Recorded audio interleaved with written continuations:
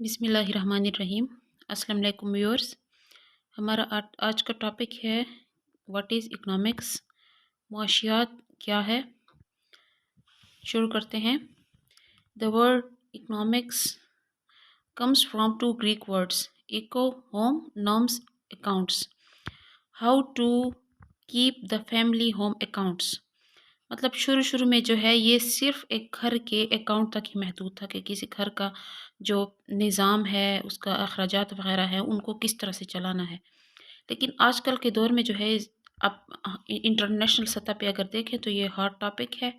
Economics جو ہے اس دنیا میں جو ہے کسی ملک کی پاور کا تعین بھی اس کی اکانومی سے ہی ہوتا ہے، اور باقی اس کی ویلیو کے بارے میں آپ جانتے ہیں کہ اس دنیا میں آج کل کے دور میں جتنی بھی جنگی وغیرہ لڑی جاتی ہیں اس کے اگر دیکھا جائے تو اس کے جو اینڈز اس کے مقاصد ہوتے ہیں وہ اکانومی کے حوالے سے ہی ہوتے ہیں۔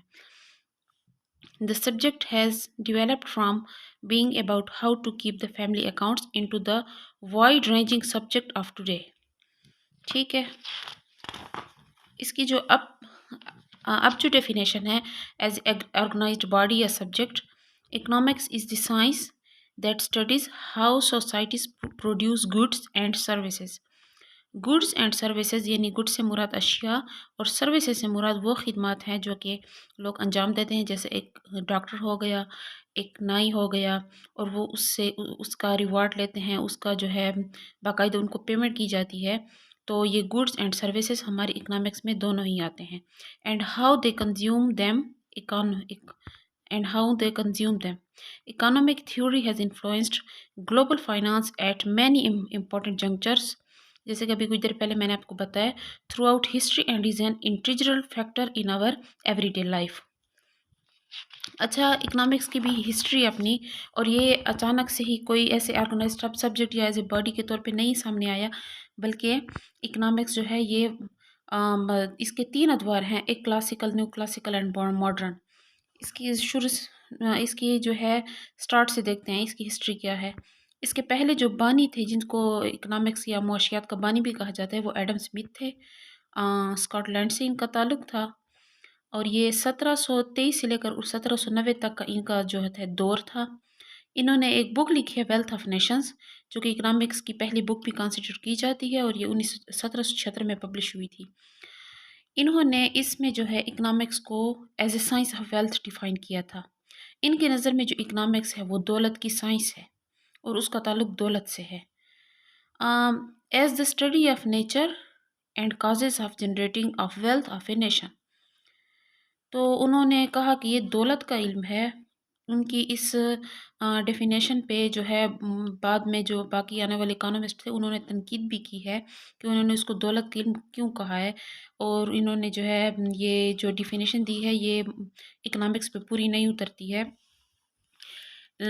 تو اس کے بعد جو دوسرا دور تھا وہ نیو کلاسیکل اکانومسٹ کا تھا۔ اس کے بعد الفریڈ مارشل آتے ہیں، انگلینڈ سے ان کا تعلق ہے۔ ان کا جو دور تھا وہ 1842 سے 1924 تک کا تھا۔ انہوں نے جو بک لکھی، ان کی جو کنٹریبیوشن اکنامکس کی خدمات ہیں، اس کا نام ہے پرنسپلز آف اکنامکس۔ یہ 1890 میں پبلش ہوئی تھی۔ اس میں انہوں نے اکنامکس کو ڈیفائن کیا، economics as a science of material welfare of women. وہ کہتے ہیں کہ اکنامکس جو ہے یہ کس چیز کی سائنس ہے؟ Material welfare of women.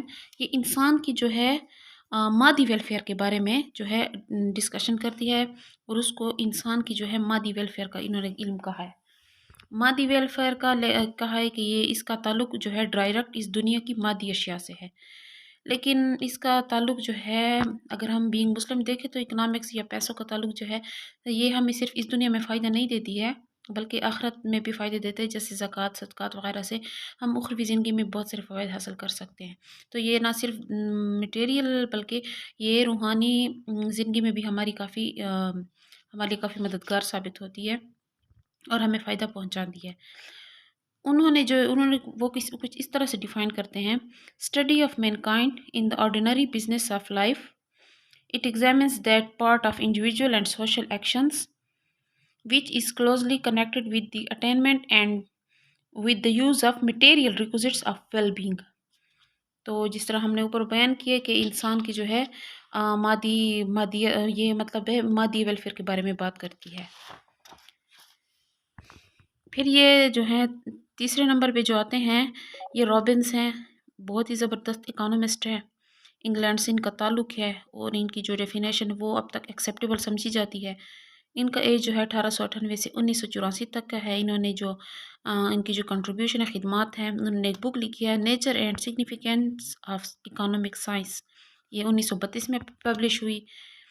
اس میں یہ کہتے ہیں economics as a science of scarcity,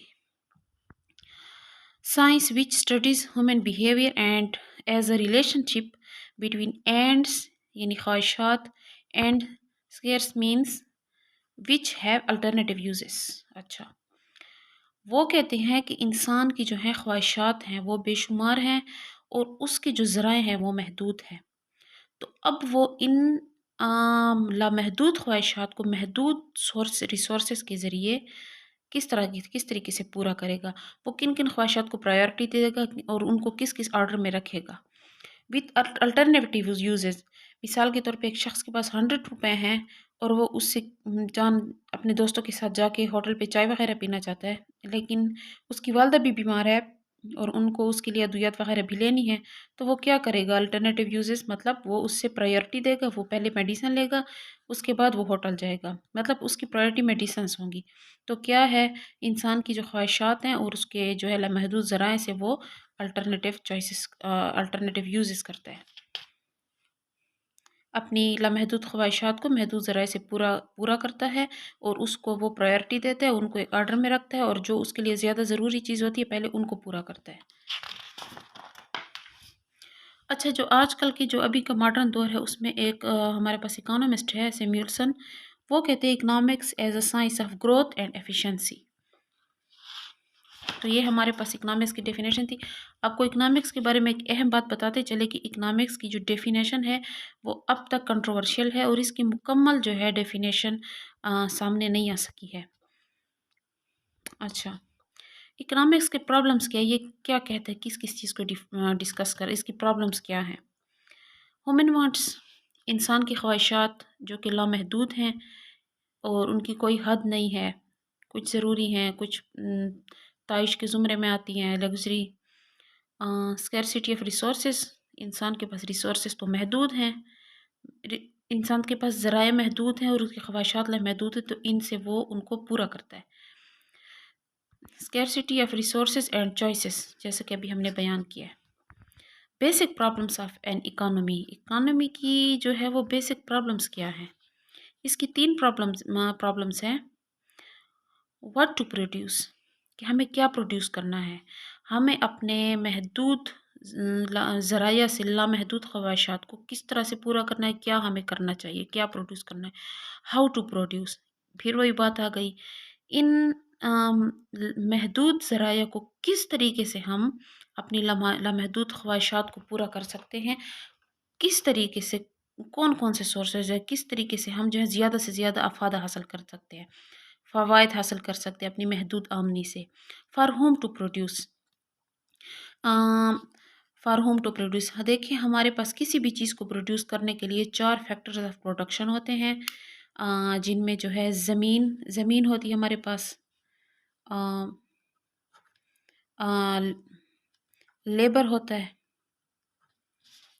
capital ہوتا ہے سرمایہ، اور ایک ہمارے پاس جو ہے وہ منتظم جو ہوتا ہے انٹرپرینیور۔ تو ان جو لینڈ ہوتی ہے اس کا ہم رینٹ دیتے ہیں، لیبر کو ہم ویج دیتے ہیں، اجرت، جو ہم کیپٹل لیتے ہیں، جو سرمایہ ہم لیتے ہیں ادھار، اس کا ہم انٹرسٹ دیتے ہیں، سود دیتے ہیں، یعنی اگر آپ نے بینک سے کاروبار کے لیے سرمایہ حاصل کیا تو آپ کو اس کا سود دینا ہوگا۔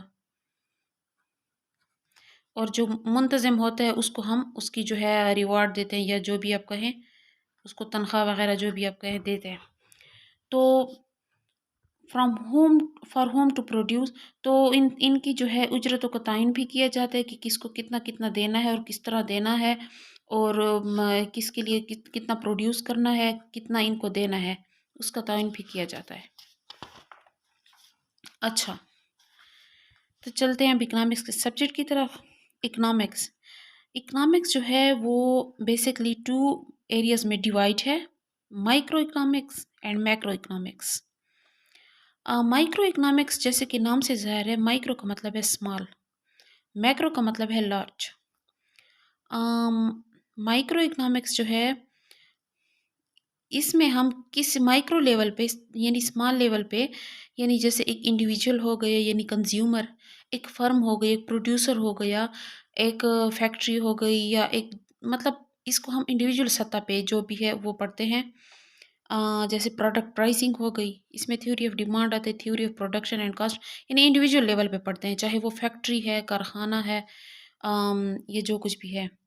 फैक्टर प्राइसिंग, फैक्टर प्राइसिंग यानी रेंट, वेज, इंटरेस्ट, प्रॉफिट, जैसे कि अभी मैंने आपको बताया है कि किस तरीके से उनको जो है आमदनी वगैरह का तयन किया जाता है कि किसको कितना कितना पे करना है। थ्योरी ऑफ इकोनॉमिक वेलफेयर, यानी कि हम इसको जो है इनफरादी सतह पे जो चीज़ें वो हम अगर इकोनॉमिक्स के दायरे में उनको पढ़ें तो वो माइक्रो इकोनॉमिक्स में आती है। मैक्रो इकोनॉमिक्स, इसमें हम लार्ज, जिस तरह के नाम से ज़ाहिर है, लार्ज सतह पे पढ़ते हैं। इसमें जैसे नेशनल इनकम हो गई, किसी कंट्री की इनकम, आउटपुट एंड एम्प्लॉयमेंट, किसी पूरी कंपनी की, पूरे मुल्क की, sorry, output and employment, total consumption, aggregate saving से मुराद है कि ऑन द होल सेविंग यानी पूरे मुल्क की saving, aggregate investment, general level of price यानी कि इन्फ्लेशन हो गया, बिजनेस साइकिल हो गया, ट्रेड हो गया, अनएम्प्लॉयमेंट, यानी किसी मुल्क की पूरी सतह पे जो प्रॉब्लम्स है इकोनॉमिक्स के, उनको वो सब इसके ज़ुमरे में आती है, मैक्रो इकोनॉमिक्स के ज़ुमरे में। तो उम्मीद करती हूँ कि आपको जो है समझ में आया होगा। अगर आपका कोई क्वेश्चन है तो आप कमेंट्स कर सकते हैं। अगले लेक्चर के लिए दीजिए इजाज़त। अल्लाह हाफ़िज़।